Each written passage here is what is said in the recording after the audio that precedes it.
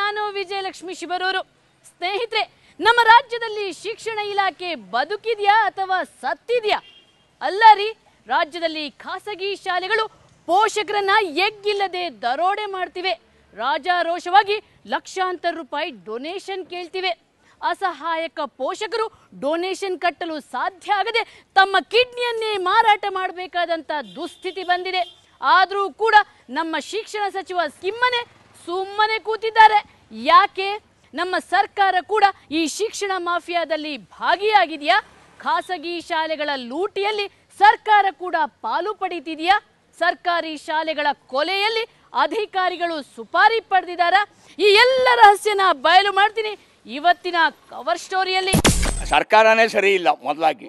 ಯಾಕೆಂದ್ರೆ ನೀವು ಏನನ್ನ ತಿನ್ರಯ್ಯ, ನಾವು ಬೇಡ ಅನ್ನೋದಿಲ್ಲ. ಆ ಡೊನೇಷನ್ ಕಮ್ಮಿ ಮಾಡ್ರಯ್ಯ, ಆ ಬಡವರಿಗೆ ಎಲ್ಲ ದುಡ್ಡು ತಂದು ಕೊಡೋದು. ನಾವು ಎಷ್ಟು ದುಡ್ಡು ತರೋಣ? ಕಂಪ್ಲೇಂಟ್ಗಳು ಕೊಟ್ಟರೆ ಅವ್ರು ಹಣ್ಣಡಿಗಳು ಹಾಕ್ಕೊಂಡು ಕೂತ್ಕೋತಾರೆ.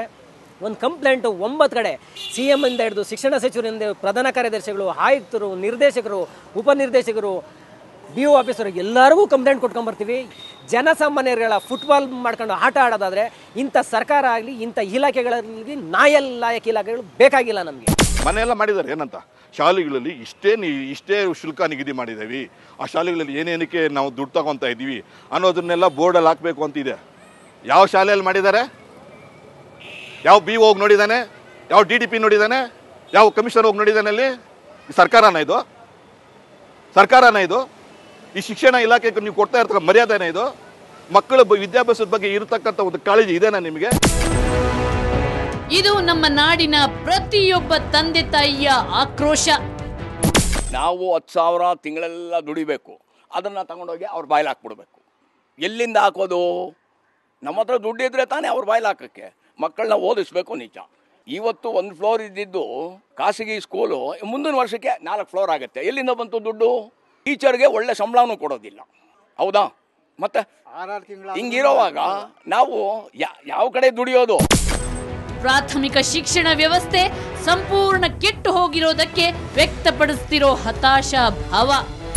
ಒಂದು ದುಡ್ಡು ಕೊಟ್ರೆ ಅಲ್ಲಿ ಕೆಲಸ ಆಗೋದು, ಇಲ್ಲಾಂದ್ರೆ ಆಗೋದೇ ಇಲ್ಲ. ಅಲ್ಲಿ ಅದು ಕೊಟ್ರೇನೆ ಅವರು ನೋಡೋದು. ಆವಾಗ ಬನ್ರಿ ಅಂತ ಹೇಳ್ಕೊಂಡು ಹೋಗ್ತಾರೆ. ಬನ್ರಿ ಹಿಂಗೆ ಅಂತ ಹೇಳ್ತಾರೆ. ಇಲ್ಲಾಂದ್ರೆ ಒಬ್ರು ಏನು ಕೇರ್ ತಗೊಳ್ಳೋದಿಲ್ಲ. ಯಾಕಂದ್ರೆ ಇವತ್ತು ನಮ್ಮ ರಾಜ್ಯದಲ್ಲಿ ಶಿಕ್ಷಣ ದಂಧೆಯಾಗಿದೆ. ಇದು ಅಂತಾರಾಷ್ಟ್ರೀಯ ಶಾಲೆಗಳಲ್ಲಿ ಈ 10 ಲಕ್ಷ 20 ಲಕ್ಷ ಬೆಲೆನೇ ಇಲ್ಲ. ಅವರು ಒಟ್ಟು ಹಣವನ್ನು, ವರ್ಷದ ಹಣವನ್ನು ತೆಗೆದುಕೊಂಡ್ಬಿಡ್ತಾರೆ.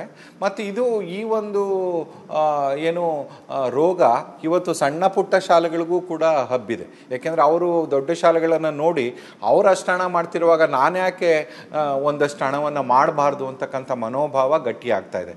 ಹಾಗಾಗಿ ಇವತ್ತು ಅವ್ರಿಗೆ ಅದಕ್ಕೆ ನಾನು ಇದನ್ನು ಈ ಶಾಲೆಗಳನ್ನು, ಖಾಸಗಿ ಶಾಲೆಗಳನ್ನು ಒಂದು ರೀತಿಯ ನಿರಂತರ ಶೋಷಣೀಯ ಕೇಂದ್ರಗಳಿವು, ವ್ಯಾಪಾರಿ ಕೇಂದ್ರಗಳು. ಅದೊಂದು ಮಾಫಿಯಾ ರೂಪ ತಾಳಿದೆ.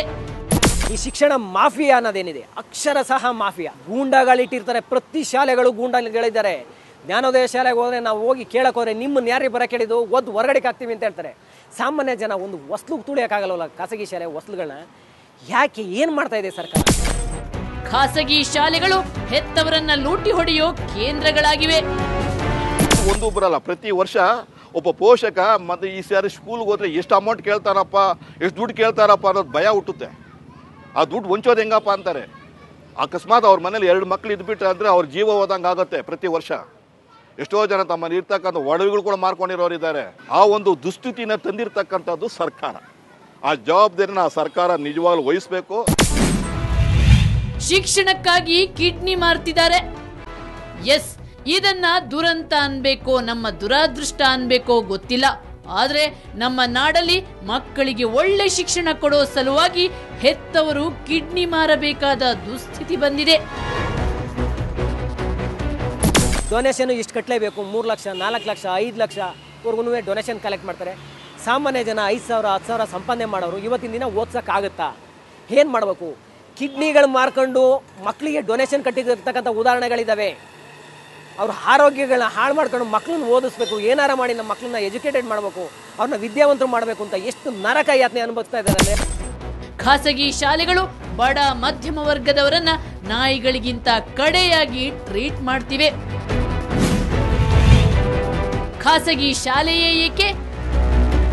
ಅನೇಕರು ಪ್ರಶ್ನಿಸ್ತಾರೆ, ಇಷ್ಟೊಂದು ಕಷ್ಟಪಟ್ಟು ಯಾಕೆ ಖಾಸಗಿ ಶಾಲೆಗೆ ಮಕ್ಕಳನ್ನ ಸೇರಿಸಬೇಕು, ಸರ್ಕಾರಿ ಶಾಲೆಗಳಿವೆಯಲ್ಲ ಅಂತ. ಆದ್ರೆ ನಮ್ಮ ನಾಡಲ್ಲಿ ಸರ್ಕಾರಿ ಶಾಲೆಗಳ ಕೊಲೆಗೆ ಸರ್ಕಾರಿ ಅಧಿಕಾರಿಗಳೇ ಸುಪಾರಿ ಪಡ್ಕೊಂಡಿದ್ದಾರೆ. ಒಂದು ಕಡೆ ತಂದೆ ತಾಯಿಗಳಿಗೆ ಅಸಹಾಯಕತೆ, ಯಾಕೆಂದರೆ ಅವರು ಸರ್ಕಾರಿ ಶಾಲೆಗಳ ಬಗ್ಗೆ ಭರವಸೆಯನ್ನು ಕಳ್ಕೊಂಡಿದ್ದಾರೆ.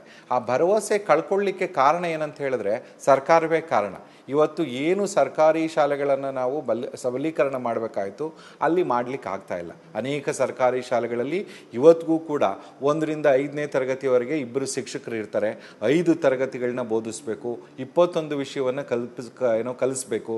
ಅದ್ರ ಜೊತೆಗೆ ಅವ್ರಿಗೆ 108 ಬೋಧಕೇತರ ಕೆಲಸಗಳು. ಹಾಗಾಗಿ ಏನಾಗ್ತಾ ಇದೆ, ದಿನದಿಂದ ದಿನೇ ಯಾವಾಗ ಸರ್ಕಾರಿ ಶಾಲೆಗಳಲ್ಲಿ ಗುಣಮಟ್ಟ ಕುಸಿತಾ ಇದೆ, ನ್ಯಾಚುರಲಿ ತಂದೆ ತಾಯಿಗಳಿಗೆ ಸರ್ಕಾರಿ ಶಾಲೆಗಳ ಬಗ್ಗೆ ಇದ್ದಂಥ ಒಂದು ಒಲವು ಕಡಿಮೆ ಆಗ್ತಾ ಇದೆ.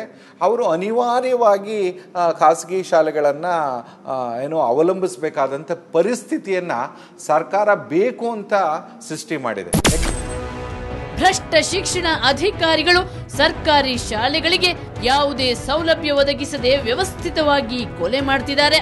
ನಮ್ಮ ಸರ್ಕಾರಿ ಶಾಲೆಗಳ ಬಗ್ಗೆ ಯಾವತ್ತಾದರೂ ನೀವು ಫೇಸ್ಬುಕ್ಕಲ್ಲಾಗಲಿ ಅಥವಾ ವಾಟ್ಸಪ್ಪಲ್ಲಾಗಲಿ ಅಡ್ವರ್ಟೈಸ್ಮೆಂಟ್ಗಳು ನೋಡಿದ್ದೀರಾ? ಬನ್ನಿ ಮಕ್ಕಳನ್ನ ಕಳಿಸಿ, ನಾವು ಮಿಡ್ ಡೇ ಮೀಲ್ಸ್ ಕೊಡಿಸ್ತೀವಿ, ಬುದ್ಧಿವಂತ ಮಕ್ಕಳಿಗೆ ನಾವು ಹಣ ಕೊಡ್ತಾ ಇದ್ದೀವಿ, ಸ್ಕಾಲರ್ಶಿಪ್ ಕೊಡ್ತಾ ಇದ್ದೀವಿ, ಹೆಣ್ಣು ಮಕ್ಕಳಿಗೆ 2 ರೂಪಾಯಿ ಕೊಡ್ತಿದ್ವಿ. ಇದನ್ನು ಯಾಕೆ ನಮ್ಮ ಸರ್ಕಾರ ದೊಡ್ಡದಾಗಿ ಪ್ರಚಾರ ಮಾಡಬಾರ್ದು? ಶಾಲೆಗಳ ಮೇಲೆ ದೊಡ್ಡ ದೊಡ್ಡ ಬೋರ್ಡ್ ಹಾಕಿ ಬನ್ನಿ ನಮ್ಮ ಸೇರಿಸಿ ಅಂತ ಯಾಕೆ ಮಾಡಬಾರ್ದು? ಯಾವಾಗ ಇವ್ರು ಮಾಡೋದಿಲ್ಲ, ಅವ್ರು ಮಾಡ್ತಾರೆ, ಆಕರ್ಷಣೆಗೆ ಒಳಗಾಗಿ ಪೋಷಕರು ಹೋಗ್ತಾ ಇದ್ದಾರೆ, ನಿರಂತರವಾದ ಶೋಷಣೆಗೆ ಒಳಗಾಗ್ತಿದ್ದಾರೆ. ಈ ಸರ್ಕಾರಕ್ಕೆ ಅಥವಾ ಈ ಇಲಾಖೆಗೆ ಆ ಶಾಲೆಗಳ ಮೇಲೆ ಕ್ರಮ ತಗೊಳ್ಳೋಕ್ಕೆ ಯಾವುದೇ ಅಧಿಕಾರನೂ ಇಲ್ಲ, ಏನು ಮಾಡ್ತಾನೂ ಇಲ್ಲ. ಸರ್ಕಾರಕ್ಕೆ ಸವಾಲು. ದಿನೇ ದಿನೇ ಖಾಸಗಿ ಶಾಲೆಗಳ ದರ್ಬಾರು ಹೆಚ್ಚಾಗುತ್ತಿದೆ. ಇವುಗಳಿಗೆ ಕಾನೂನು ಕಾಲಕಸಾಗಿವೆ. ಇಂದಿರಾನಗರದಲ್ಲಿ ಇರ್ತಕ್ಕಂಥ ಕೇಂಬ್ರಿಡ್ಜ್ ಅನ್ನೋ ಶಾಲೆಯಲ್ಲಿ ರೈಟ್ ಟು ಎಜುಕೇಷನ್ ಮೂಲಕ ಸೇರಿರೋ ಮಕ್ಕಳಿಗೆ ನಾವು ವಾಹನದ ವ್ಯವಸ್ಥೆ ಕೊಡಲ್ಲ ಅಂತ ಹೇಳಿದ್ದಾರೆ. ಅಂದರೆ ಉಚಿತವಾಗಲ್ಲ, ಹಣ ಕೊಟ್ಟು ಕೂಡ ನಾವು ರೈಟ್ ಟು ಎಜುಕೇಷನ್ ಮೂಲಕ ಬಂದಿರೋ ಮಕ್ಕಳಿಗೆ ಯಾವುದೇ ಸವಲತ್ತನ್ನು ಕೊಡಲ್ಲ ಅಂತ. ಆ ಪೋಷಕರು ಹೇಳಿದ್ದಾರೆ, ನಾವು ಕಂಪ್ಲೇಂಟ್ ಕೊಡ್ತೀವಿ, ಯಾರಿಗೆ ಬೇಕಾದ್ರೆ ಕಂಪ್ಲೇಂಟ್ ಕೊಡಿ, ಹೋಗಿ ಬಿ ಹೋಗಲ್ಲ, ಅವ್ರ ಅಪ್ಪಂಗೆ ಕೊಡಿ ಅಂತ ಹೇಳಿದ್ದಾರೆ. ಒಂದು ಶಾಲೆಯವರು ಈ ಥರ ಮಾತಾಡೋದಕ್ಕೆ ಹೇಗೆ ಸಾಧ್ಯ? ಅವ್ರಿಗೆ ಎಷ್ಟು ಧೈರ್ಯ ಬರುತ್ತೆ? ನಮ್ಮ ರಾಜ್ಯದಲ್ಲಿ ಖಾಸಗಿ ಶಾಲೆಗಳು ಸರ್ಕಾರಕ್ಕಿಂತ ದೊಡ್ಡದಾಗಿವೆ. ಇವು ಸರ್ಕಾರಕ್ಕೆ ಸವಾಲೆಸೆಯುತ್ತಿವೆ. ಇವತ್ತು ಕುಸ್ಮಾ ಅಂತಕ್ಕಂಥ ಒಂದು ಸಂಘಟನೆ ಏನಿದೆ, ಸರ್ಕಾರಕ್ಕೆ ಅವರು ಸವಾಲಾಗ್ತಕ್ಕಂಥ ಒಂದು ಪತ್ರಗಳನ್ನು ಬರೀತಾರೆ. ನಾವು ಹೀಗೆ ಇರ್ತೀವಿ, ಹೀಗೆ ಮಾಡ್ತೀವಿ ಅಂತ ಹೇಳ್ತಕ್ಕಂಥದ್ದನ್ನು ಮಾಡಿದಾಗ ಸರ್ಕಾರ ಕ್ರಮ ಕೈಗೊಳ್ಳಲ್ಲ ಅಂದರೆ ಸರ್ಕಾರ ಇದ್ದು ಏನು, ಸತ್ರ ಏನು? ಶಿಕ್ಷಣ ಇಲಾಖೆಯವರು ಏನು ಮಾಡ್ತಾ ಇದ್ದಾರೆ? ಅವರಿಗೆ ಶಿಕ್ಷಣ ಇಲಾಖೆ ಅದಕ್ಕೆ ಮಂತ್ರಿ ಯಾಕಿರಬೇಕು?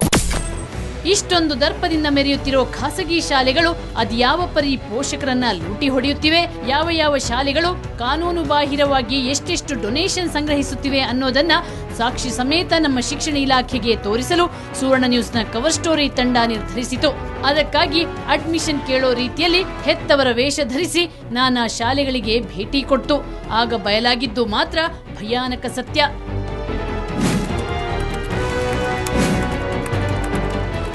ಈ ಖಾಸಗಿ ಶಾಲೆಗಳ ಬಣ್ಣ ಬಯಲು ಮಾಡೋದು ಅಷ್ಟು ಸುಲಭದ ಕೆಲಸ ಅಲ್ಲ. ಯಾಕಂದ್ರೆ ದೊಡ್ಡ ದೊಡ್ಡ ಅರಮನೆಯಂಥ ಖಾಸಗಿ ಶಾಲೆಗಳ ಗೇಟೊಳಗೆ ನುಗ್ಗೋದೆ ದೊಡ್ಡ ಸಾಹಸದ ಕೆಲಸ. ಆದರೂ ಕೂಡ ನಾವು ಸಾಹಸ ಮಾಡಿ ಆ ಶಾಲೆಗಳ ಬಣ್ಣ ಬಯಲು ಮಾಡೇ ಬಿಟ್ವಿ. ಅದು ಹೇಗೆ ಅಂತ ಹೇಳ್ತೀನಿ ಚಿಕ್ಕ ಬ್ರೇಕ್ನ ನಂತರ.